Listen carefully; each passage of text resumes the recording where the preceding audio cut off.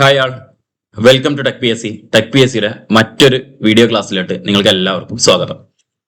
അപ്പൊ നമ്മൾ ഇന്നത്തെ ഈ ഒരു ക്ലാസ്സിലൂടെ പറയാൻ പോകുന്നത് നമുക്ക് വാട്ടർ അതോറിറ്റിയിലേക്കുള്ള കേരള വാട്ടർ അതോറിറ്റിയിലോട്ടുള്ള ഓപ്പറേറ്റർ പോസ്റ്റിലോട്ടുള്ള നോട്ടിഫിക്കേഷൻ പുതുതായിട്ട് വന്ന് നിങ്ങൾ അറിഞ്ഞിട്ടുണ്ടായിരിക്കും. സോ അതിന്റെ കഴിഞ്ഞ തവണ നടന്നിട്ടുള്ള ക്വസ്റ്റ്യൻ പേപ്പറിന്റെ ക്വസ്റ്റ്യൻ ഡിസ്കഷൻ സെക്ഷനാണ് നമ്മൾ ഇന്നത്തെ ഈ ഒരു പാർട്ടിലൂടെ ചെയ്യാൻ പോകുന്നത്. സോ നമ്മളുടെ മെക്കാനിക്കൽ പാർട്ടായിട്ടുള്ള ഭാഗം, അതായത് നമുക്കറിയാം ഇതിന്റെ സിലബസ് നോക്കുന്ന സമയത്ത് ഇലക്ട്രിക്കൽ പാർട്ടും മെക്കാനിക്കൽ പാർട്ടും ഉണ്ട്. അതിൽ മെക്കാനിക്കൽ പാർട്ടിലുള്ള ഏതാനും ചില ക്വസ്റ്റ്യൻസ് ആണ് നമ്മൾ ഇന്നത്തെ ഈ ഒരു ക്ലാസ്സിൽ ഡിസ്കസ് ചെയ്യുന്നത്. ഓരോ പാർട്ടായിട്ടായിരിക്കും ചെയ്യുന്നുണ്ടായിരിക്കുക.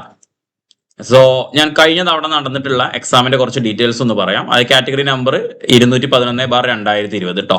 നമ്മൾ ആ ക്വസ്റ്റ്യൻ പേപ്പറും കാര്യങ്ങളൊക്കെ നോക്കുന്ന സമയത്ത് കറക്റ്റായിട്ട് മനസ്സിലാക്കാൻ വേണ്ടിയിട്ടാണ് പറയുന്നത്. എക്സാം നടന്നത് 2022 ഫെബ്രുവരി 4 ആയിരുന്നു. അതേപോലെ തന്നെ ക്വസ്റ്റ്യൻ പേപ്പറിന്റെ കോഡ് വരുന്നത് 008/2022. അതിനകത്ത് നമ്മൾ എടുത്തിട്ടുള്ള ക്വസ്റ്റ്യൻ പേപ്പറിന്റെ സീരീസ് എ എന്ന് പറഞ്ഞിട്ടുള്ള സീരീസ് ആണ് എടുത്തിട്ടുള്ളത്. എനെ ബേസ് ചെയ്തിട്ടാണ്. ഇതിന് ഇമ്പോർട്ടൻസ് ഇല്ല, കാരണം നമ്മൾ എല്ലാ ക്വസ്റ്റ്യന്റെയും ആൻസറും കൊടുത്തിട്ടുണ്ട്. ക്വസ്റ്റ്യൻ നമ്പർ 1 to 10 എന്നുള്ള രീതിയിലാണ് ഫോളോ ചെയ്തിട്ടുള്ളത്. അപ്പോൾ നമുക്ക് ഓരോ ക്വസ്റ്റ്യൻസും അത് എങ്ങനെയാണ് ആ ക്വസ്റ്റ്യനിലോട്ട് എത്തിയത് എന്നുള്ളത് ഡീറ്റെയിൽ ആയിട്ട് എക്സ്പ്ലെയിൻ ചെയ്തിട്ട് നോക്കാം. ഫസ്റ്റ് വൺ, അത് ഇതിൽ ഈ ഭാഗത്തിൽ നമ്മൾ മെക്കാനിക്കലിന്റെ ഭാഗത്തിൽ തന്നെ IC എഞ്ചിൻസിന്റെയും പമ്പിന്റെയും ഒരു ഭാഗം വരുന്നുണ്ട്. ഒരു 10 മാർക്കിന് IC എഞ്ചിൻസും അതേപോലെ തന്നെ IC എഞ്ചിനിലെ കുറച്ച് ലൂബ്രിക്കേഷൻ സിസ്റ്റവും കൂളിംഗ് സിസ്റ്റവുമായി ബന്ധപ്പെട്ടിട്ടുള്ള ഒരു പാർട്ട് വരുന്നുണ്ട്. ആ പാർട്ടിലെ 10 ക്വസ്റ്റ്യൻസ് ആണ് ഫസ്റ്റ് നമ്മൾ ഡിസ്കസ് ചെയ്യുന്നത്. സോ ഫസ്റ്റ് ക്വസ്റ്റ്യൻ എന്ന് പറയുന്നത്, which of the following is true about the thermodynamic cycle of A diesel engine?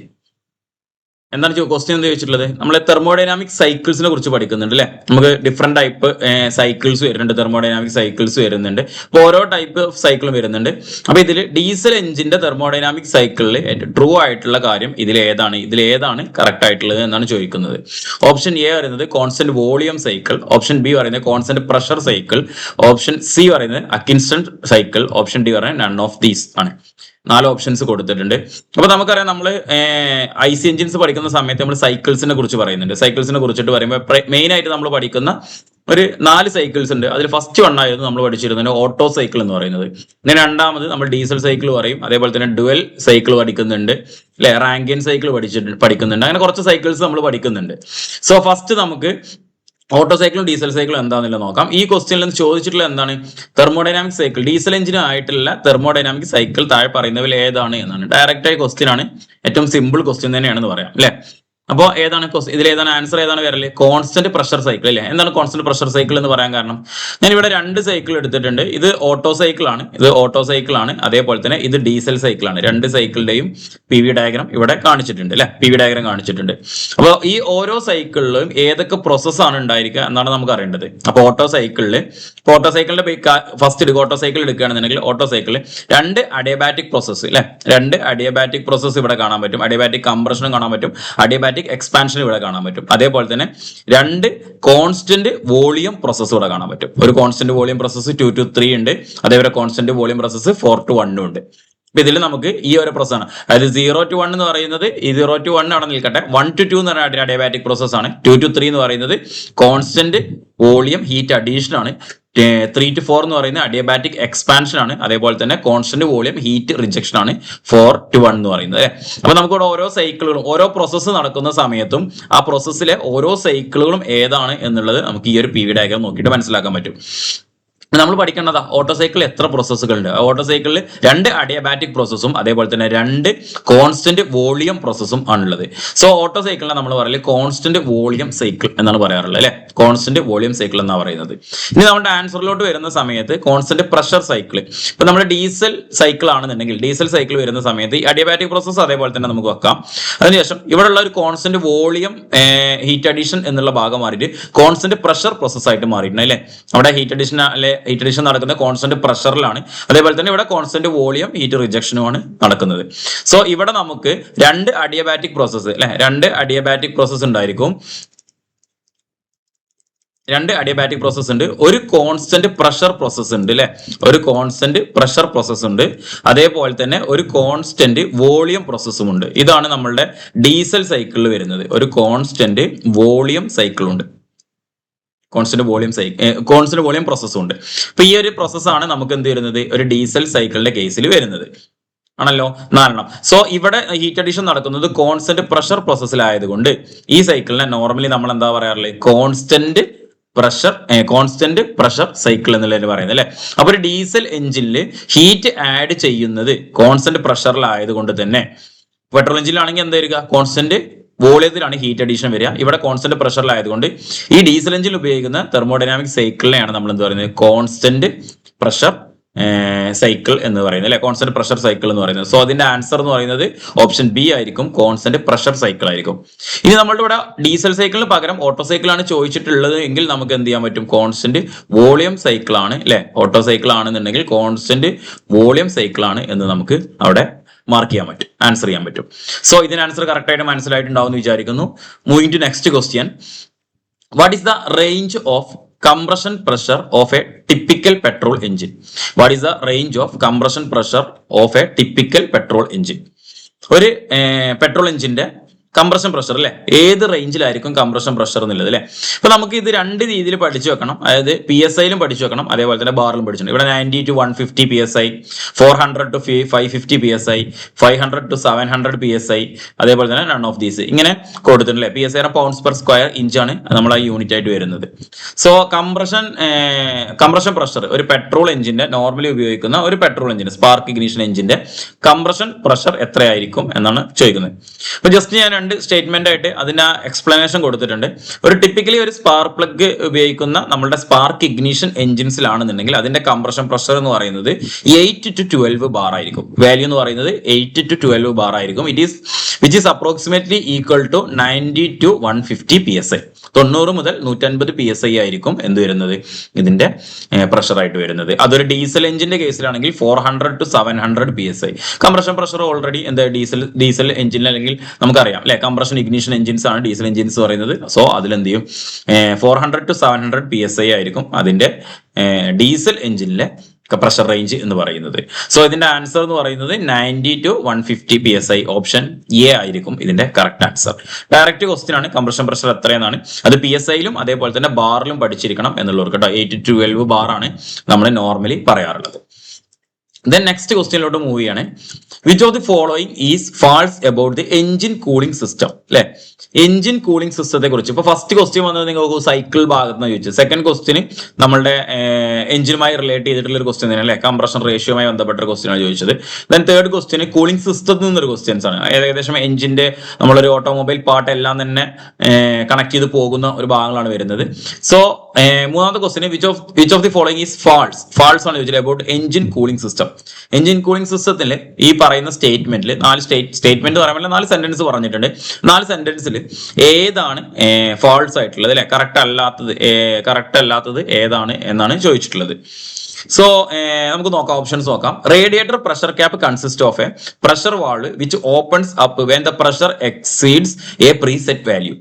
Option B പറയുന്നത് vacuum valve on radiator pressure cap opens to let the coolant in while engine cools down. Option C പറയുന്നത് ECM calculates coolant temperature value from the ECT sensor output. Option D പറയുന്നത് engine over heats if the thermostat valve is check open. 4 options കൊടുത്തിട്ടുണ്ട്. 4 correct ആയിട്ട് നമുക്ക് explain ചെയ്യാൻ പറ്റുന്ന options തന്നെയാണ്. First option എന്താ പറഞ്ഞിട്ടുള്ളത്, radiator pressure cap consist of a pressure valve and which opens when the pressure exceeds preset value. Correct ആണല്ലോ. അത് റേഡിയേറ്ററിന്റെ പ്രഷർ ക്യാപ്പിന്റെ അകത്ത് നമുക്ക് 2 വാൾവ് ഉണ്ടായിരിക്കും അല്ലെ, പ്രഷർ വാൾവ് ഉണ്ടാവും, അതേപോലെ തന്നെ ഒരു വാക്വം വാൾവ് ഉണ്ടാവും. അപ്പോൾ എഞ്ചിൻ റേഡിയേറ്ററിന്റെ റേഡിയേറ്റർ കോറിന്റെ ഉള്ളിൽ അല്ലെങ്കിൽ radiator upper tank lower tank core, ഈ റേഡിയേറ്ററിന്റെ അകത്ത് നമ്മളുടെ പ്രഷർ എക്സീഡ് ചെയ്യുന്ന സമയത്ത് എന്താവും, ഒരു പ്രീസെറ്റ് വാല്യൂ, ഒരു നിശ്ചിത പ്രഷറിൽ എക്സീഡ് ആവുന്ന സമയത്ത് പ്രഷർ വാൾവ് ഓപ്പൺ ആയിട്ട് എക്സസ് ആയിട്ട് വരുന്നതിനെ പ്രഷർ വാൾവിലൂടെ റേഡിയേറ്റർ ക്യാപ്പിലൂടെ പ്രഷർ ക്യാപ്പിലൂടെ നമ്മൾ എക്സ്പാൻഷൻ റിസർവോയറിലോട്ട് സെൻഡ് ചെയ്യും ആണല്ലോ. അതേപോലെ തന്നെ vacuum valve on radiator pressure cap opens to let the coolant in to when engine cools down. എഞ്ചിന് തണുക്കുന്ന സമയത്ത്, അതായത് എഞ്ചിന്റെ റേഡിയേറ്ററിന്റെ അകത്ത് പ്രഷർ കുറയുന്ന സമയത്ത് അല്ലെ, റേഡിയേറ്റർ ടാങ്കിന്റെ അകത്ത് പ്രഷർ കുറയുന്ന സമയത്ത് ഈ വാക്വം വാൾവ് ഓപ്പൺ ആയിട്ട് എന്ത് സംഭവിക്കും? ഈ കൂളന്റ് എക്സ്പാൻഷൻ റിസർവോയറിൽ വെച്ചിട്ടുള്ള കൂളന്റ് വീണ്ടും നമ്മളുടെ റേഡിയേറ്ററിന്റെ അകത്തോട്ട് തന്നെ എൻ്റർ ആവും. അപ്പൊ ഇതും കറക്റ്റ് ആയിട്ട് ശരിയായിട്ടുള്ള സ്റ്റേറ്റ്മെന്റ് ആണ്. Then ECM calculates coolant temperature value from the ECT sensor output അല്ലെ. ECT സെൻസർ എന്ന് പറയുമ്പോൾ എഞ്ചിൻ കൂളന്റ് ടെമ്പറേച്ചർ സെൻസർ ആണ്. എഞ്ചിൻ കൂളന്റ് സെൻസർ സെൻസ് ചെയ്യുന്നു, എടുക്കുന്നു എന്നുള്ളതാണ് പറയുന്നത്. Then last one engine over Eats if the thermostat valve is check open.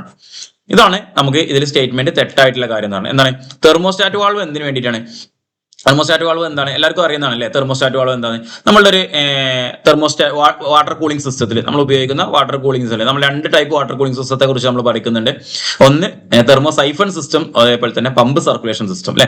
Pump circulation സിസ്റ്റത്തിൽ തെർമോസൈഫൺ system നിങ്ങൾക്ക് എല്ലാവർക്കും എന്താണെന്ന് അറിയുന്നുണ്ടായിരിക്കും. ഡെൻസിറ്റി ഡിഫറൻസ് കാരണമാണ് അവിടെ എന്ത് വരുന്നത്? വാട്ടർ ഫ്ലോ ഉണ്ടാവുന്നത് അല്ലെ. ഇതിന്റെ ഉള്ളിലൂടെ ഈ വാട്ടർ ഫ്ലോ മീൻസ് എഞ്ചിന്റെ കൂളന്റ് ഫ്ലോ ഉണ്ടാവുന്നത്. ഇവിടെ നമുക്ക് പമ്പ് സർക്കുലേഷൻ സിസ്റ്റത്തിൽ ഒരു പമ്പ് കൊടുത്തിട്ടുണ്ടാവും, അതോടൊപ്പം തന്നെ ഒരു തെർമോസ്റ്റാറ്റ് വാൾവ് കൊടുത്തിട്ടുണ്ട്. അപ്പൊ ഈ ഫിഗറിൽ ഇവിടെ നിങ്ങൾക്ക് തെർമോസ്റ്റാറ്റ് വാൾവ് കാണാൻ കഴിയും. സോ ഈ തെർമോസ്റ്റാറ്റ് വാൾവ് ഓപ്പൺ ആവുന്നതും ക്ലോസ് ആവുന്നതും ടെമ്പറേച്ചർ എത്രയാണോ എന്നുള്ളത് സെൻസ് ചെയ്തിട്ടാണ് ഇത് ഓപ്പൺ ആവുകയും ക്ലോസ് ആവുകയും ചെയ്യുന്നത്. ഇവിടെ ഓപ്ഷനിൽ എന്താ പറഞ്ഞിട്ടുള്ളത്? If the engine over Eats if the thermostat is valve stuck open. Thermostat valve ഇവിടെ ഓപ്പൺ ആയിട്ട് സ്റ്റക്ക് ആയി സ്റ്റക്ക് ആയി എഞ്ചിൻ ഓവർ ഹീറ്റ് ആവുന്നതാണ് അല്ലെ. എഞ്ചിൻ ഓവർ ഹീറ്റ് ആവുമോ? ഒരിക്കലും ഇല്ല. ഇവിടെ ഓപ്പൺ ആയി കഴിഞ്ഞ് സ്റ്റക്ക് ആയി കഴിഞ്ഞാൽ ഈ കൂളന്റ് എപ്പോഴും റേഡിയേറ്ററിന്റെ അകത്തോട്ട് ഇങ്ങനെ പാസ് ചെയ്യാം. ഈ റേഡിയേറ്ററിന്റെ അകത്ത് കൂടെ എഞ്ചിന്റെ അകത്തോട്ട് ഇങ്ങനെ പാസ് ചെയ്തുകൊണ്ടേ ഇരിക്കുകയാണ് ചെയ്യുക. സോ എന്തായാലും ഓവർ ഹീറ്റ് ആവില്ല. ഇത് സ്റ്റക്ക് ക്ലോസ്ഡ് ആയി കഴിഞ്ഞാൽ എന്താവും? എഞ്ചിന് ഓവർ ഹീറ്റ് ആവും. നേരെ തിരിച്ചാണല്ലോ. സോ എന്താണ് തെർമോസ്റ്റാറ്റ് വാൾവ്? കാര്യങ്ങളൊക്കെ ഓർത്തിരിക്കുക. A thermostat controls the flow of coolant between the engine and the radiator. എഞ്ചിന്റെയും റേഡിയേറ്ററിന്റെയും ഇടയിലുള്ള കൂളന്റെ ഫ്ലോനെ നിയന്ത്രിക്കുന്ന ആളാണ് തെർമോസ്റ്റാറ്റ് എന്ന് പറയുന്നത് അല്ലെ. നോർമൽ ഓപ്പറേഷനിൽ എന്ന് പറഞ്ഞു കഴിഞ്ഞാൽ ഈ തെർമോസ്റ്റാറ്റ് വാൾവ് ഒരു നിശ്ചിത ടെമ്പറേച്ചറിൽ എത്തുമ്പോൾ ഓപ്പൺ ആവുന്നു. ഓപ്പൺ ആയതിനു ശേഷം എന്ത് ചെയ്യുന്നു? ഈ റേഡിയേറ്ററിലെ അപ്പർ ടാങ്കിലോട്ട് ഈ എഞ്ചിന്റെ അകത്തുള്ള ഈ ഹോട്ട് ആയിട്ടുള്ള വാട്ടറിനെ കടത്തിവിടാൻ സഹായിക്കുന്നു. അതേപോലെ തന്നെ ഇത് ക്ലോസ് ചെയ്ത് നിൽക്കുന്നത് എന്തിനാണ്? നമുക്ക് എഞ്ചിൻ എത്രയും പെട്ടെന്ന് ഒരു നോർമൽ ഓപ്പറേറ്റിംഗ് ടെമ്പറേച്ചറിലോട്ട് എത്തിക്കണം അല്ലെ. എഞ്ചിന്റെ ഒരു വർക്കിംഗ് ടെമ്പറേച്ചറിലോട്ട് എത്തിക്കണം. ഓവർ എഞ്ചിനെ ഹീറ്റ് ആക്കാൻ വേണ്ടിയിട്ട് പറയാമല്ല, എഞ്ചിനെ വർക്കിംഗ് ടെമ്പറേച്ചറിലോട്ട് എത്തിക്കുക എന്നുള്ളതാണ്. അല്ലെങ്കിൽ ആ വർക്കിംഗ് ടെമ്പറേച്ചറിൽ മെയിൻറ്റെയിൻ ചെയ്യുക.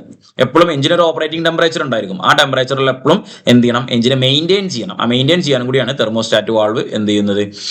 കൊടുത്തിട്ടുള്ളത് അല്ലെ. ഇനി thermostat valve stuck open. Thermostat valve open ആയിട്ട് അവിടെ സ്റ്റക്ക് ഓപ്പൺ ആയി മാറി കഴിഞ്ഞാൽ എന്തൊക്കെ ഉണ്ടാവും? Coolant circulates through the radiator all time. റേഡിയേറ്ററിലൂടെ കൂളന്റ് എല്ലാ സമയത്തും എന്ത് ചെയ്യും? സർക്കുലേറ്റ് ചെയ്തുകൊണ്ടേയിരിക്കുന്നുണ്ടാവും അല്ലെ. പിന്നെ അടുത്തതോ engine takes longer to reach operating temperature. എഞ്ചിന്റെ ഓപ്പറേറ്റിംഗ് ടെമ്പറേച്ചർ എത്താൻ വേണ്ടിയിട്ട് കുറെ അധികം സമയം എടുക്കും. Then engine may run to cool. Engine ഒരു തണുത്ത കണ്ടീഷനിൽ അത് എന്ത് ചെയ്യും? അത് ഓപ്പറേറ്റ് ആവും എന്നാണ്. അത് ആ നോർമൽ ഒരു തണുത്ത അവസ്ഥയായിരിക്കും. ഓപ്പറേറ്റ് ടെമ്പറേച്ചറിലോട്ട് എത്തൂല എന്ന് പറഞ്ഞാൽ തന്നെയാണ് അതിന്റെ അർത്ഥം വരുന്നത് കേട്ടോ. Results in poor fuel efficiency, increased emissions and reduced heater performance അല്ലെ. ഈ കാര്യങ്ങളൊക്കെ എന്ത് സംഭവിക്കുന്നുണ്ട്? ഈ ഒരു തെർമോസ്റ്റാറ്റ് വാൾവ് ഓപ്പൺ ആയിട്ട് സ്റ്റക്ക് ആകുകയാണെന്നുണ്ടെങ്കിൽ സംഭവിക്കുന്ന ഒരു കാര്യമാണ്. ഓക്കെ ആണല്ലോ. നെക്സ്റ്റ് അടുത്ത ക്വസ്റ്റ്യനിലോട്ട് പോവാണ്. അപ്പൊ ഓപ്ഷൻ ഡി ആണ് ഇതിന്റെ കറക്റ്റ് ആൻസർ ആയിട്ട് വരുന്നത് കേട്ടോ. നെക്സ്റ്റ് ക്വസ്റ്റ്യനിലോട്ട് പോവാണ്. In which of the following types of oil pumps does not use an eccentric cams or shaft? താഴെ പറയുന്ന ഡിഫറെന്റ് ടൈപ്സ് ഓഫ് ഓയിൽ പമ്പുകൾ ഉണ്ട്. നമ്മൾ നേരത്തെ പറഞ്ഞത് ലൂബ്രിക്കേഷൻ സിസ്റ്റത്തിനുള്ള ക്വസ്റ്റ്യൻ ആയിരുന്നു. കൂളിംഗ് സിസ്റ്റത്തിനുള്ള ക്വസ്റ്റ്യൻ ആയിരുന്നു. ഇവിടെ നമുക്ക് വന്നിട്ടുള്ള ക്വസ്റ്റ്യൻ എന്ന് പറഞ്ഞാൽ ഏതാണ്? ലൂബ്രിക്കേഷൻ സിസ്റ്റത്തിൽ നിന്നുള്ള ക്വസ്റ്റ്യൻ ആണ് അല്ലെ. ലൂബ്രിക്കേഷൻ സിസ്റ്റത്തിൽ നിന്നുള്ള ക്വസ്റ്റ്യൻ ആണ് നമുക്ക് വന്നിട്ടുള്ളത്. എന്താണ് ലൂബ്രിക്കേഷൻ സിസ്റ്റം? ഓയിൽ പമ്പുകളെ കുറിച്ചാണ് ചോദിച്ചിട്ടുള്ളത്. ഓയിൽ പമ്പ് എന്തിനാണ് ബേസിക് നമുക്ക് അറിഞ്ഞിരിക്കണം. എന്തിനു വേണ്ടിയിട്ടാണ്? നമ്മളുടെ ലൂബ്രിക്കേറ്റിംഗ് സമ്പിൽ നിന്ന് അല്ലെ, ലൂബ്രിക്കേറ്റിംഗ് ഓയിലിന് വേണ്ടി ശേഖരിച്ചു വെക്കുന്ന ഓയിൽ സമ്പിൽ നിന്ന്, ഓയിൽ സമ്പ് അല്ലെങ്കിൽ ഓയിൽ പാൻ എന്നൊക്കെ പറയാറുണ്ട്, അതിൽ നിന്ന് നമുക്ക് ഓയിൽ ഗാലറിയിലോട്ട് പമ്പ് ചെയ്യുന്നതിന് വേണ്ടിയിട്ടാണ് നമ്മൾ എന്ത് ചെയ്യുന്നത്? ഓയിൽ പമ്പ് ഉപയോഗിക്കുന്നത്. നമ്മൾ ഓയിൽ ലൈനിലോട്ട് അല്ലെങ്കിൽ മെയിൻ ഗാലറിയിലോട്ട് പമ്പ് ചെയ്യുന്നതിന് വേണ്ടി. പമ്പ് ചെയ്യുമ്പോൾ കുറെ ഇതിനുള്ള കൂടെ പോകുന്നുണ്ട്, സ്ട്രെയിനർ കൂടെ ഫിൽറ്റർ കൂടെ ഒക്കെ കടന്നു പോകുന്നുണ്ട്. സോ എന്താണ് ചോദിച്ചിട്ടുള്ളത്? ഡിഫറെന്റ് ടൈപ്സ് ഓഫ് ഓയിൽ പമ്പുകളെ കുറിച്ച് നമ്മൾ പഠിക്കുന്നുണ്ട്. In which of the following types do not use an eccentric cam അല്ലെങ്കിൽ എക്സെൻട്രിക് ഷാഫ്റ്റ്? എക്സെൻട്രിക് ക്യാമോ എക്സെൻട്രിക് ഷാഫ്റ്റോ ഉപയോഗിക്കാത്ത പമ്പ് ഏതാണെന്ന് ചോദിക്കുന്നത്. External gear type pump, rotor type pump, vane type pump, plunger type pump, അങ്ങനെ 4 ടൈപ്പ് പമ്പുകളുടെ പേര് പറഞ്ഞിട്ടുണ്ട്. ഇതിൽ ഏത് ടൈപ്പ് പമ്പാണ് എക്സെൻട്രിക് ഉപയോഗിക്കാത്തതെന്നാണ്. ഞാൻ അവിടെ മനസ്സിലാക്കാൻ വേണ്ടിയിട്ട് നമുക്കൊരു എക്സ്റ്റേണൽ ഗിയർ പമ്പും ഇന്റേണൽ ഗിയർ പമ്പിന്റെയും ഫിഗർ കൊടുത്തിട്ടുണ്ട്. എക്സ്റ്റേണൽ ഗിയർ പമ്പ് എന്ന് പറഞ്ഞു കഴിഞ്ഞാൽ നമ്മൾ 2 ഗിയറുകൾ അല്ലെ അതിന്റെ ഉള്ളിലൂടെ ഇത് ഗിയർ റൊട്ടേറ്റ് ചെയ്യുന്നു. ഇത് എപ്പോഴും നോർമലി എപ്പോഴും എന്തായിരിക്കും, ഒരു ഡ്രൈവർ ഗിയർ ഉണ്ടായിരിക്കും, ഒരു ഡ്രിവൺ ഗിയർ ഉണ്ടായിരിക്കും അല്ലെ. ഏതെങ്കിലും ഒരെണ്ണം ഡ്രൈവർ ഗിയർ ആയിരിക്കും, ഏതെങ്കിലും ഒരെണ്ണം എന്തായിരിക്കും, ഡ്രിവൺ ഗിയർ ആയിരിക്കും. സോ ഈ പമ്പിലോട്ട് എൻ്റർ ചെയ്യുന്നു. ഇത് ഇൻലെറ്റ് ആണ്, ഇൻലെറ്റിലൂടെ എൻ്റർ ചെയ്യുന്നു. ഈ പമ്പിന്റെ ഈ ഗിയറിന്റെ ഔട്ടർ സർഫസിലൂടെ പമ്പ് ചെയ്തിട്ടുള്ള ഹൈ പ്രഷറിൽ നമുക്ക് പുറത്തോട്ട് പമ്പ് ചെയ്യാണ് ചെയ്യുന്നത്. എൻ്റർ ചെയ്തിട്ട് ഇവിടെ എക്സിറ്റ് ചെയ്യുന്നു. അതാണ് എക്സ്റ്റേണൽ ഗിയർ പമ്പ് എന്ന് പറയുന്നത്. ഇന്റേണൽ ഗിയർ പമ്പ് ആകുമ്പോൾ അകത്തായിരിക്കും ഗിയേഴ്സ് ഉണ്ടായിരിക്കുക. Different types of internal gear pump ഉണ്ട്. അപ്പൊ ഇന്റേണൽ ഗിയർ പമ്പിലായിരിക്കും നോർമലി എന്തായിരിക്കും ഉണ്ടാകുക, ഈ എക്സ്റ്റേണൽ ഈ എക്സെൻട്രിക് കാര്യങ്ങൾ കൊടുത്തിട്ടുണ്ടായിരിക്കുക. സോ നമ്മൾ ചോദിച്ചിട്ടുള്ളത് അല്ലാത്തത് ഏത് എന്നാണല്ലായിരിക്കും ക്വസ്റ്റ്യൻ ചോദിച്ചിട്ടുള്ളത് അല്ലെ. Do not use eccentric cam or eccentric shaft, ഉപയോഗിക്കാത്തത് ഏത് എന്നാണ് ചോദിച്ചിട്ടുള്ളത് question. So external gear pump എന്ന് പറഞ്ഞു കഴിഞ്ഞാൽ ഇത് പറഞ്ഞു തന്നെ കേട്ടോ. റോട്ടർ പമ്പ് എന്താണ്, വെയിൻ പമ്പ് എന്താണ്, പ്ലഞ്ചർ പമ്പ് എന്താണ് എന്നുള്ളതാണ് നമ്മളോട് ചോദിച്ചിട്ടുള്ളത്. ആൻസർ പറയുന്നത് എക്സ്റ്റേണൽ ഗിയർ ടൈപ്പ് പമ്പ് ആയിരിക്കും അല്ലെ. എക്സ്റ്റേണൽ ഗിയർ ടൈപ്പ് പമ്പിൽ നമ്മൾ എന്ത് ചെയ്യില്ല, നോർമലി ഒരു എക്സെൻട്രിക് ആയില്ല ക്യാമോ കാര്യങ്ങളോ ഒന്നും തന്നെ ഉപയോഗിക്കുന്നത്. ഈ ഒരു ക്വസ്റ്റ്യൻ പേപ്പറിൽ ഈ ഒരു പമ്പിന്റെ ഇതേ കൺസെപ്റ്റ് ഉപയോഗിച്ചിട്ട് തന്നെ വീണ്ടും ഒരു ക്വസ്റ്റ്യൻ കൂടി വന്നിട്ടുണ്ടായിരുന്നു. സോ അത് നമ്മൾ ലാസ്റ്റ് ഡിസ്കസ് ചെയ്യുന്നുണ്ട് കേട്ടോ. ഇതേ സംഭവം തന്നെയാണ് തിരിച്ചു ചോദിക്കുന്ന രീതിയിലും ഒരു ക്വസ്റ്റ്യൻ വന്നിട്ടുണ്ടായിരുന്നു. സോ നെക്സ്റ്റ് ക്വസ്റ്റ്യനിലോട്ട് പോവാണ്. Which of the following statement is false about lubrication system? വീണ്ടും ലൂബ്രിക്കേഷൻ സിസ്റ്റത്തിലെ ക്വസ്റ്റ്യൻ തന്നെയാണ്. നമ്മൾ എഞ്ചിന്, അത് സൈക്കിൾ പറഞ്ഞു, എഞ്ചിന് പറഞ്ഞു, അതോടൊപ്പം തന്നെ കൂളിംഗ് പറഞ്ഞു, ദെൻ വീണ്ടും ലൂബ്രിക്കേഷൻ സിസ്റ്റത്തിലെ രണ്ടാമത്തെ ക്വസ്റ്റ്യൻ ആണ് നമ്മൾ അറ്റൻഡ് ചെയ്യാൻ പോകുന്നത്. So which of the following statement is false about lubrication system? Lubrication സിസ്റ്റത്തിലെ തെറ്റായത് ഏതാണ് എന്നുള്ളതാണ് ക്വസ്റ്റ്യൻ. എന്താണ് ക്വസ്റ്റ്യൻ? ഫസ്റ്റ് ഓപ്ഷൻ നോക്കാം. Oil cooler heats the oil when the coolant temperature is greater than the oil temperature. Option B പറയുന്നത് all the oil reaches main gallery is filtered in bypass oil filter system. Then C പറയുന്നത് dry sump lubrication system uses a separate tank to store oil.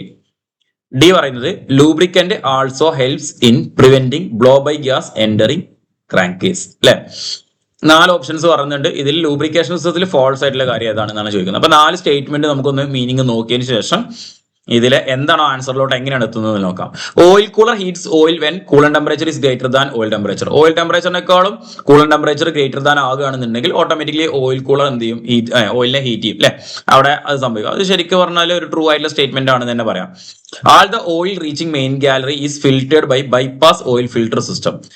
അതായത് ഓയിലിന്റെ main ഗാലറിയിലേക്ക് എത്തുന്ന എല്ലാ ഓയിലുകളും bypass oil filter സിസ്റ്റത്തിൽ filter ചെയ്തിട്ടാണ് പോകുന്നത് എന്നാണ് ചോദിച്ചിട്ടുള്ളത്. സോ ഇത് നമുക്കൊന്ന് ചെക്ക് ചെയ്യാം. അതായത് ഇവിടെ നമുക്ക് different types of oil filtration systems ഉണ്ട് അല്ലെ. അവ ഓപ്പൺ ആയിട്ടുള്ളതും അതേപോലെ തന്നെ ബൈപാസ് ഫിൽട്ടർ സിസ്റ്റം ഒക്കെ ഉണ്ട്. അപ്പൊ നമുക്ക് അതൊക്കെ നോക്കാം എങ്ങനെയാണ് വരുന്നത് എന്നുള്ളത്.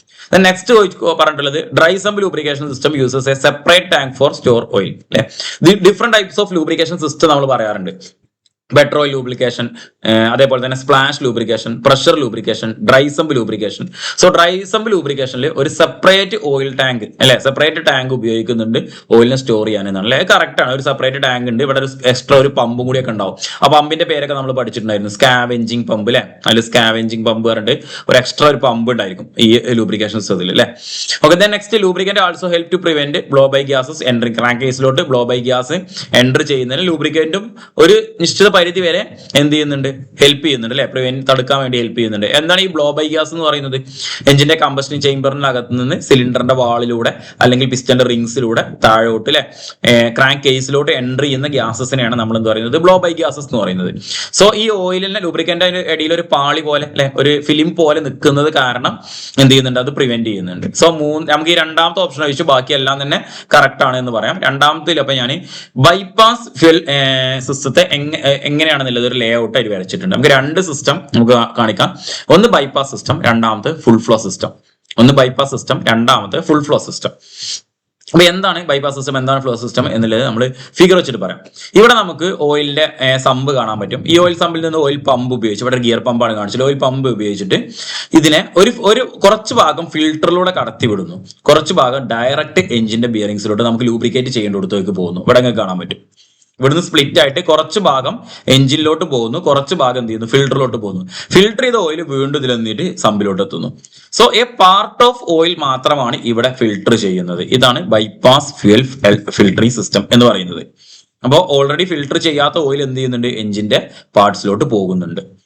ഇനി നമുക്ക് ഫുൾ ഫ്ലോ സിസ്റ്റം എന്ന് പറയുന്നത് കംപ്ലീറ്റ്ലി, അതായത് പമ്പ് ചെയ്യുന്ന കംപ്ലീറ്റ് ഓയിലും ഈ ഫിൽട്ടറിലൂടെ മാത്രമേ എന്ത് ചെയ്യുന്നുള്ളൂ, കടന്നു പോകുന്നുള്ളൂ. ഫിൽറ്ററിലൂടെ കടന്നു പോയിട്ട് മാത്രമാണ് എഞ്ചിന്റെ അകത്തോട്ട് എത്തുന്നത്. ഇവിടെ ഫുൾ ഫിൽട്രേഷൻ നടക്കുന്നുണ്ട്. ഇവിടെ ഫുൾ ആയിട്ട് എന്ത് ചെയ്യുന്നുണ്ട്? ഫിൽട്രേഷൻ നടക്കുന്നുണ്ട്.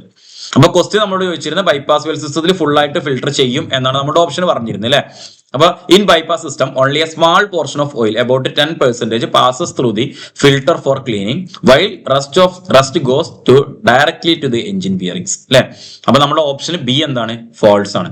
ശരിക്കും ഇങ്ങനെ ഉള്ള ഒരു നെഗറ്റീവ് ആണ്. കാരണം ഈ ഫിൽട്ടർ ചെയ്യാത്ത ഓയിൽ കൂടി എഞ്ചിൻ ബിയറിംഗ്സിലോട്ട് എത്തുന്നുണ്ട്. ഇതിനൊരു പ്രോബ്ലം വരാനുണ്ട്. കാരണം എന്താ വെച്ച് കഴിഞ്ഞാൽ ഈ ഫിൽട്ടർ അടഞ്ഞു കഴിഞ്ഞാൽ നമുക്കിവിടെ തീരെ ഈ എഞ്ചിന്റെ ബിയറിംഗ്സിലോട്ട് ഫിൽട്ടർ ഓയിൽ വരാതിരിക്കും. അതിന് വേണ്ടിയിട്ട് എക്സ്ട്രാ ഇവിടെ ഫിൽട്ടർ അടയുകയാണെന്നുണ്ടെങ്കിൽ ഇവിടെ ഒരു ബൈപ്പാസ് വാൾവ് എന്തായിട്ടുണ്ടാവും? ഫിൽട്ടർ ചെയ്യാതെ പോകാൻ വേണ്ടിയിട്ട് ഇതിൽ കൊടുത്തിട്ടുണ്ടായിരിക്കും അല്ലെ. പ്രഷർ നിശ്ചിത പ്രഷർ കൂടുന്ന സമയത്ത് ഓപ്പൺ ആകുന്ന ഒരു ഫിൽറ്ററിന്റെ വാൾവ് ഉണ്ടായിരിക്കും. ആ വാൾവ് ഇവിടെ ഓപ്പറേറ്റ് കൊടുക്കുന്നുണ്ടായിരിക്കും.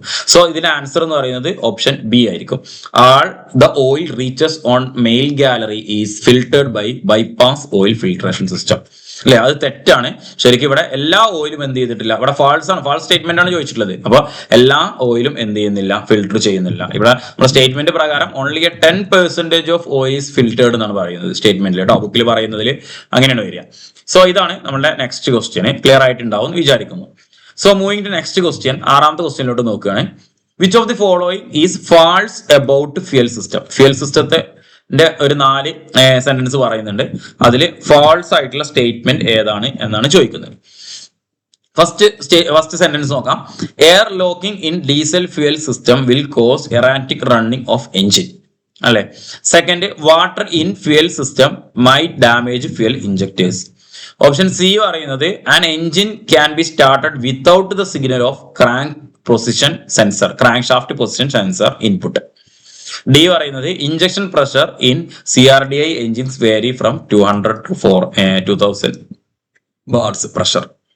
എന്താണ് ഇതിൽ സിമ്പിൾ ആയിട്ട് വെച്ചാൽ ഫ്യൂൽ സിസ്റ്റത്തിലെ ഏറ്റവും ഫാൾസ് ആയിട്ടുള്ള സ്റ്റേറ്റ്മെന്റ് ആണ് ചോദിക്കുന്നത്. ഇത് 4 സ്റ്റേറ്റ്മെന്റ് വായിക്കുമ്പോൾ തന്നെ പെട്ടെന്ന് നമുക്ക് കിട്ടുക ഈ ഒരു സാധനം തന്നെയാണ് അല്ലെ. ഈ ഒരു സാധനമാണ് കറക്റ്റ് ആയിട്ട് പെട്ടെന്ന് കിട്ടുക. കാരണം ഇതെന്താ? എയർ ലോക്കിംഗ് ഡീസൽ ഫ്യൂൽ സിസ്റ്റത്തിൽ അറിയാലോ, നമ്മളുടെ ഡീസൽ കഴിഞ്ഞിട്ടാണ് നമ്മൾ വീണ്ടും ഡീസൽ ഒഴിക്കുന്നുണ്ടെങ്കിൽ അതിന്റെ ഉള്ളിലോട്ട് എന്ത് ചെയ്യും? എയർ കയറി കഴിഞ്ഞാൽ പിന്നെ നമ്മൾ എന്ത് ചെയ്യണം? അവിടെ ബ്ലീഡിങ് ചെയ്ത് കളയണം അല്ലെ. അത് എയർ ഒക്കെ കളയണം, ബ്ലീഡ് ചെയ്ത് കളയണം. ഫ്യൂൽ ഫീൽഡ് പമ്പിന്റെ അടുത്തൊരു ഹാൻഡ് പ്രൈമിംഗ് പമ്പ് ഉണ്ടാവും. ആ പമ്പ് ചെയ്തിട്ട് അതിന്റെ എയർ ഫുള്ള് നമ്മൾ എന്ത് ചെയ്യണം? കളയണം. ദെൻ അതേപോലെ തന്നെ ഈ വാട്ടർ ഫ്യൂൽ സിസ്റ്റത്തിൽ വാട്ടർ ഉണ്ടെന്നുണ്ടെങ്കിൽ ഇഞ്ചക്ടറിന് ഡാമേജ് വരും. ഇതൊക്കെ ശരി തന്നെയാണ്. ഇവിടെ പ്രഷറും പറഞ്ഞതും ഏകദേശം ഓൾമോസ്റ്റ് ക്ലിയർ തന്നെയാണ്. Then engine can be started without the signal of A crank shaft position sensor.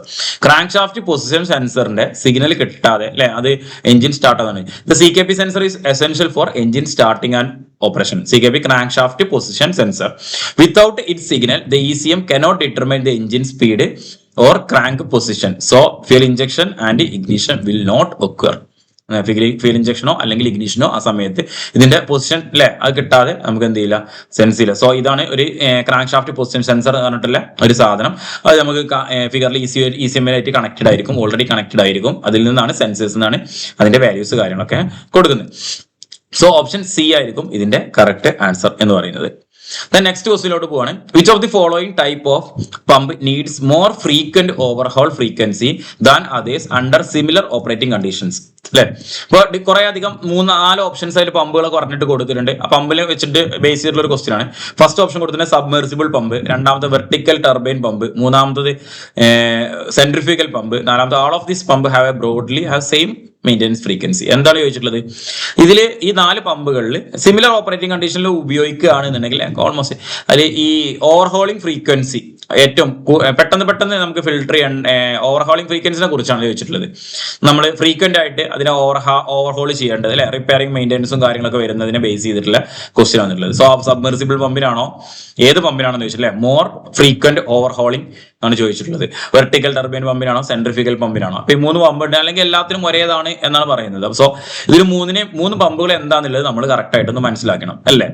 അപ്പൊ എന്താണ് ഒരു സബ്മെർസിബിൾ പമ്പ് എന്ന് പറഞ്ഞു കഴിഞ്ഞാൽ നമുക്ക് ആൻസർ വരുന്നത് സബ്മെർസിബിൾ പമ്പ് തന്നെ ആയതുകൊണ്ട്. So what is submersible pump? എന്താ സബ്മെർസിബിൾ പമ്പ്? നമ്മൾ ഡിപ്പ് ചെയ്ത് കിടക്കുന്ന അല്ലെ, ടാങ്കിലോട്ട് ഡിപ്പ് ചെയ്ത് കിടക്കുന്ന ഒരു പമ്പിനാണ് നമ്മൾ നോർമലി സബ്മെർസിബിൾ പമ്പ് എന്ന് പറയുന്നത്. അപ്പോൾ operates fully immersed in liquid and contains an integrated motor. It is more prone to seal failure, moisture ingress and motor insulation damage. ഇത് ഫുള്ള് എന്ത് ചെയ്യാണ്, നമ്മുടെ മോട്ടറോട് കൂടിയിട്ട് പമ്പും മോട്ടറും കൂടി ഇന്റഗ്രേറ്റഡ് ആയിട്ട് എന്ത് ചെയ്യാണ്, ഇതിന്റെ അത് അകത്തോട്ട് ഫില്ല് ചെയ്ത് നിൽക്കുകയാണ്. അപ്പൊ അതുകൊണ്ടാണ് ഇതിൽ എന്ത് വരുന്നത്, ഈ ഒരു സബ്മെർസിബിൾ പമ്പ് എന്ന് പറയുന്നത് അല്ലെ. Hence it generally requires more frequent overhauls under similar operating conditions ആണ് നമുക്ക് ഇതുമായി ബന്ധപ്പെട്ടിട്ട് ഇവിടെ പറയുന്നത്. Then next, vertical turbine pump. എന്താ vertical turbine pump പറയുന്നത്? Motor is usually above ground, easier to inspect and maintain, and components are less exposed. അപ്പോൾ vertical turbine pump എന്ന് പറയുന്നത് ഓൾറെഡി എന്താണ്, ഗ്രൗണ്ടിലാണ് വെക്കുന്നത്, നമുക്ക് ഈസി ആയിട്ട് ഇൻസ്പെക്ട് ചെയ്യാൻ പറ്റുന്നതാണ്. Centrifugal pump, simple construction, easy access and lower maintenance frequency. ഇതാണ് നമുക്ക് സെൻട്രിഫ്യൂഗൽ പമ്പുമായി ബന്ധപ്പെട്ട് പറയുന്നത്. സോ ആൻസർ എന്ന് പറയുന്നത് ഓപ്ഷൻ എ ആയിരിക്കും, സബ്മെർസിബിൾ പമ്പ് ആയിരിക്കും. സബ്മെർസിബിൾ പമ്പിലാണ് മോർ ഫ്രീക്വന്റ് ആയിട്ട് നമ്മൾ എന്ന് പറയുന്നത്. അത് ഓൾറെഡി വാട്ടറിൽ ഡിപ്പ് ചെയ്ത് കിടക്കുകയാണ്, നമുക്കത് അതിന്റെ കൂടെ തന്നെ ഇന്റഗ്രേറ്റഡ് ആയ മോട്ടറും കാര്യങ്ങളൊക്കെ അതിന്റെ കൂടെ തന്നെ വെച്ചിട്ടുള്ള സിസ്റ്റമാണ്. നിങ്ങൾ എല്ലാവരും സബ്മെർസിബിൾ പമ്പ് കണ്ടിട്ടുണ്ടായിരിക്കും. സോ ഓപ്ഷൻ എ ആയിരിക്കും ഇതിന്റെ കറക്റ്റ് ആൻസർ ആയിട്ട് വരുന്നത് കേട്ടോ. സോ നെക്സ്റ്റ് ക്വസ്റ്റ്യനിലോട്ട് പോവാണ്, അടുത്ത ക്വസ്റ്റ്യനിലോട്ട് പോവാണ്. Which of the following is true about submersible pump? Submersible പമ്പുമായി ബന്ധപ്പെട്ടിട്ടുള്ള ട്രൂ ആയിട്ടുള്ള സ്റ്റേറ്റ്മെന്റ് താഴെ പറയുന്നവയിൽ ഏതാണ് എന്നാണ് ചോദിച്ചിട്ടുള്ളത്. സോ ഫസ്റ്റ് സ്റ്റേറ്റ്മെന്റ് എന്താണ്? Single stage pumps are preferred over multi stage pumps in water wells or oil wells. Water വെൽസിൽ അല്ലെങ്കിൽ ഓയിൽ വെൽസിലൊക്കെ സിംഗിൾ സ്റ്റേജ് പമ്പിനേക്കാളും കൂടുതലായിട്ട് single stage pump is preferred over multi stage pumps. Multi stage പമ്പിനേക്കാളും single stage pumps ആണ് കൂടുതൽ prefer ചെയ്യുന്നത്. They are centrifugal pumps operating in a vertical position. Submersible pump എന്ന് പറയുന്നത് സെൻട്രിഫ്യൂഗൽ പമ്പ്സ് ആണ് operating in a vertical position. അതോടൊപ്പം തന്നെ in energy conversion take place in the pump diffuser is kinetic energy to pressure energy. അതിൻ്റെ ഉള്ളിലുള്ള energy change ഏതാണ് എന്നാണ് ചോദിച്ചിട്ടുള്ളത് അല്ലെ. ഇപ്പൊ സിമ്പിൾ ആയിട്ട് പറയുകയാണെന്നുണ്ടെങ്കിൽ ഓപ്ഷൻ എ കറക്റ്റ് ആണ്. അതേപോലെ തന്നെ വെർട്ടിക്കൽ സെൻട്രിഫ്യൂഗൽ പമ്പിന് റെസിപ്രോക്കേറ്റിംഗ് പമ്പ് അല്ല നമ്മളെ സബ്മെർസിബിൾ പമ്പ് എന്ന് പറഞ്ഞാൽ, അപ്പോൾ ഓപ്ഷൻ ബിയും കറക്റ്റ് ആണ്. ഓപ്ഷൻ സി ഈസി ആയിട്ട് എല്ലാവർക്കും മനസ്സിലാവുന്നതാണ്, കാരണം അതിൻ്റെ ഉള്ളിലെ കൈനറ്റിക് എനർജിയെ പ്രഷർ എനർജി ആക്കി മാറ്റുന്നു. നമ്മുടെ എനർജി ചേഞ്ച് അല്ലെ, അല്ലെങ്കിൽ എനർജിയുടെ മാറ്റം അതിനുള്ളിൽ പറയുന്നത്. സോ ആൻസർ എന്ന് പറയുന്നത് ഓൾ ഓഫ് ട്രൂ ആയിരിക്കും. 3 ഓപ്ഷനും കറക്റ്റ് ആണ്. സോ ഓൾ ഓഫ് ട്രൂ ആയിരിക്കും കറക്റ്റ് ആയിട്ട് ആൻസർ ആയിട്ട് വരിക. സോ നെക്സ്റ്റ് ക്വസ്റ്റ്യനിലോട്ട് പോവാണ്. Which of the following is false about jet pumps? Jet പമ്പ്സിനെ നോക്കിയിട്ട് ജെറ്റ് പമ്പ്സിന്റെ 4 കാര്യങ്ങൾ പറഞ്ഞിട്ടുണ്ട്. ഇതിൽ ഫാൾസ് ആയിട്ടുള്ളത് ഏതാണെന്ന് ചോദിക്കുന്നത്. It has no reciprocating parts. എന്നാണ് പറഞ്ഞിട്ടുള്ളത്. ഫാൾസ് ആയിട്ടുള്ളത് the motor and pump cannot be offset from the well. Then അതേപോലെ തന്നെ section pipe is connected to the nozzle chamber. Option D പറയുന്നത് ഓൾ ആർ ഫാൾസ്, എല്ലാം തെറ്റാണ് എന്നാണ് പറയുന്നത്. അപ്പൊ എന്താണ് ജെറ്റ് പമ്പ്സ്? നോർമലി നമ്മൾ കുറച്ച് മോട്ടോർ പുറത്തുണ്ടായിരിക്കും, സെൻട്രിഫ്യൂഗൽ പമ്പിൽ കുറച്ച് ഭാഗത്ത് ഡിപ്പ് ചെയ്ത് വെച്ചിട്ടില്ല, അങ്ങനെയുള്ള പമ്പ് അല്ലെ. നമ്മൾ ജെറ്റ് പമ്പ്സിന്റെ ഈ രണ്ടാമത്തെ ഈ ഒരു സ്റ്റേറ്റ്മെന്റ് ആണ് ഓഫ്സെറ്റ് ചെയ്ത് വെക്കുന്നത്. വെല്ലിൽ നിന്ന് ഓഫ്സെറ്റ് ചെയ്ത് വെക്കുന്നത് പമ്പും മോട്ടറും അല്ലെ. Motor and pump cannot be offset എന്നാണ് പറഞ്ഞിട്ടുള്ളത്, തെറ്റാണ്. In jet pumps the motor and pump can located away from the offset from the well. So with only the jet assembly placed inside the well. Jet assembly നമുക്ക് എന്ത് ചെയ്യാൻ പറ്റും, ഈ എന്താ പറയാ വെല്ലിനകത്ത് വെക്കാൻ പറ്റും, മോട്ടോർ നമുക്ക് പുറത്ത് വെക്കാൻ പറ്റും. സോ അതിന്റെ ആൻസർ എന്ന് പറയുന്നത് ഓപ്ഷൻ ബി ആണ് ഇതിന്റെ കറക്റ്റ് ആൻസർ, കാരണം നമ്മളോട് ഫാൾസ് സ്റ്റേറ്റ്മെന്റ് ആണ് ചോദിച്ചിട്ടുള്ളത്. നെക്സ്റ്റ് ക്വസ്റ്റ്യനിലോട്ട്, ഈ ഒരു സെക്ഷനിലെ ഏറ്റവും ലാസ്റ്റ് ക്വസ്റ്റ്യനിലോട്ട് മൂവ് ചെയ്യാണ്. 10ാമത്തെ ക്വസ്റ്റ്യന്. Inside which of the following hydraulic pumps a crescent shaped spacing can be found? നമ്മൾ നേരത്തെ ഇതിന്റെ നേരെ വേറൊരു രീതിയിൽ ഇതിൽ ആൻസർ വരുന്ന രീതിയിൽ നമുക്കൊരു ക്വസ്റ്റ്യൻ തന്നെ നമ്മൾ നേരത്തെ ചെയ്തിട്ടുണ്ടായിരുന്നു. ഇതിൽ താഴെ പറയുന്ന പമ്പുകളിൽ എക്സ്റ്റേണൽ ഗിയർ പമ്പ് ഉണ്ട്, ഇന്റേണൽ ഗിയർ പമ്പ് ഉണ്ട്, വെയിൻ ടൈപ്പ് പമ്പ് ഉണ്ട്, ലോ പമ്പ് ഉണ്ട് അല്ലെ. ഈ 4 പമ്പുകളിൽ എന്താണ് ചോദിച്ചിട്ടുള്ളത്? എ ക്രസന്റ് ഷേപ്ഡ് സ്പേസിംഗ് കാണുന്ന പമ്പ് ഏതാണെന്നാണ്. ഏത് പമ്പിന്റെ അകത്താണ് ഒരു crescent shape pump? External gear പമ്പിലാണോ, ഇന്റേണൽ ഗിയർ പമ്പിലാണോ, വെയിനിലാണോ, ലോബിലാണോ എന്നുള്ളതാണ് ചോദിക്കുന്നത്. അപ്പൊ ഡിഫറെന്റ് ടൈപ്സ് ഓഫ് പമ്പിന്റെ ഫിഗേഴ്സ് നമുക്ക് എന്തായാലും കാണാൻ പറ്റില്ലേ. എക്സ്റ്റേണൽ ഗിയർ പമ്പ് നമ്മൾ നേരത്തെ ഇതിന് തൊട്ട് ഈ വീഡിയോ തന്നെ നമ്മൾ ഓൾറെഡി ഡിസ്കസ് ചെയ്തതാണ്. അതോടൊപ്പം തന്നെ ലോ പമ്പ് ഇവിടെ നിങ്ങൾക്ക് കാണിക്കാൻ പറ്റും, വെയിൻ പമ്പ് ഇവിടെ കണ്ടിട്ടുണ്ട്. ഞാൻ ഡിഫറെന്റ് പമ്പ്സിന്റെ ഫിഗർ കൊടുത്തില്ല, ഞാൻ ഓപ്ഷനിൽ പറയുന്നത് മാത്രമേ ഇവിടെ പറയുന്നുള്ളൂ കേട്ടോ. ലോ പമ്പ് കാണാം, വെയിൻ പമ്പ് കാണാം, ഇന്റേണൽ ഗിയർ പമ്പ് കാണാം അല്ലെ. ഇന്റേണൽ ഗിയർ പമ്പ് എന്ന് പറയുമ്പോൾ അതിന്റെ അകത്തൊരു ഗിയർ ഉണ്ട്, അതിന്റെ ഗിയറിന്റെ ലോബ് കുറഞ്ഞിട്ടുള്ള ഒരു ഗിയറും കൂടിയും അതിന്റെ അകത്തുണ്ടായിരിക്കും. സോ അതിനുള്ള ഒരു ക്രസന്റ് ഷേപ്പ് അല്ലെ, ആ ക്രസന്റ് ഷേപ്പ് ഉള്ളത് ഇന്റേണൽ ഗിയർ പമ്പിനായിരിക്കും ക്രസന്റ് ഷേപ്പ് ഉണ്ടാകുക. Consist of A larger internal gear and A smaller external gear. ഒരു വലിയ ഇന്റേണൽ ഗിയർ ഉണ്ടായിരിക്കും, അതേമാതിരി തന്നെ ഒരു സ്മാളർ എക്സ്റ്റേണൽ ഗിയർ ഉണ്ടായിരിക്കും. A crescent shaped spacer is placed between them in A maintain proper separation and seal of pumping chambers. അല്ലെ, correct ആയിട്ട് ഇത് പമ്പ് ചെയ്യാൻ വേണ്ടിയിട്ട് തന്നെയാണ് ഇവിടെ ഇതിലൂടെ എൻ്റർ ആവുന്നു, ഫ്ലൂയിഡ് എൻ്റർ ആവുന്നു. വാട്ടർ ആണെങ്കിൽ വാട്ടർ, അല്ലെങ്കിൽ പമ്പ് ചെയ്യണം എന്താണോ ഫ്ലൂയിഡ് അത് എൻ്റർ ആവുന്നു. സോ ഇത് റൊട്ടേറ്റ് ചെയ്യുന്ന സമയത്ത് ക്രസന്റ് ഷേപ്പിന്റെ അകത്തിൽ ഇത് പമ്പ് എന്താവുന്നു, പ്രഷർ ആയിട്ടാണ് നമുക്ക് ഇതിലൂടെ എക്സിറ്റ് ആവുന്നത്. സോ ഇതിന്റെ ആൻസർ എന്ന് പറയുന്നത് ഇന്റേണൽ ഗിയർ പമ്പാണ്. ഇന്റേണൽ ഗിയർ പമ്പിന്റെ അകത്തായിരിക്കും നമുക്ക് എന്ത് വരുന്നത്, ഒരു ക്രസന്റ് ഷേപ്പ് നമുക്ക് കാണാൻ പറ്റുന്നത്. സോ നമ്മൾ ഇന്നത്തെ ഈ ഒരു സെക്ഷനിൽ എന്ന് പറഞ്ഞാൽ കഴിഞ്ഞ തവണത്തെ ഓപ്പറേറ്ററിലെ എക്സാമുകളിലെ ഒരു IC എഞ്ചിൻസിന്റെയും പമ്പിൽ നിന്നും വന്നിട്ടുള്ള ഒരു അറൌണ്ട് 10 ക്വസ്റ്റ്യൻസ് ആണ് നമ്മൾ ഡിസ്കസ് ചെയ്തത്. ക്വസ്റ്റ്യൻസ് ഒക്കെ നിങ്ങൾക്ക് മനസ്സിലായിട്ടുണ്ടാവും, അതിന്റെ എക്സ്പ്ലനേഷൻ ഒക്കെ ക്ലിയർ ആയിട്ടുണ്ടാവും എന്ന് വിചാരിക്കുന്നു. സോ ഇതിന്റെ ബാക്കിയുള്ള നെക്സ്റ്റ് ക്വസ്റ്റ്യൻസ് നമുക്ക് അടുത്തൊരു വീഡിയോയിലൂടെ ഡിസ്കസ് ചെയ്യാം. Okay, thank you.